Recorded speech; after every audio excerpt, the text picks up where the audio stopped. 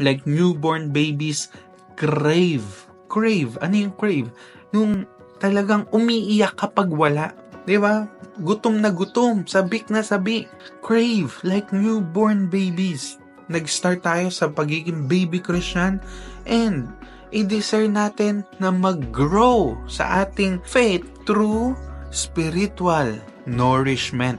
Kung tayo po'y nagkakasya sa every Sunday na pag-attend natin, doon lang tayo nag-i-intake ng Word of God, yes, may growth, pero gutom ka ng Monday to Saturday. Same lang po yan ng pagkain natin sa bawat araw. Kapag kumain ka ngayon, busog ka. Bukas, di ka kumain, gutom ka. Sa susunod, di ka kumain, gutom ka.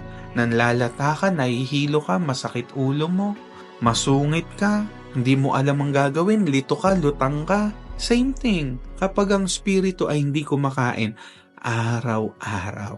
And if you feed your spirit ng Word of God, lumalakas ka eh. Kagaya pag Sunday, blessed na blessed ka. Pagdating ng Monday, same blessing pwede mong ma-achieve if you will read your Bible.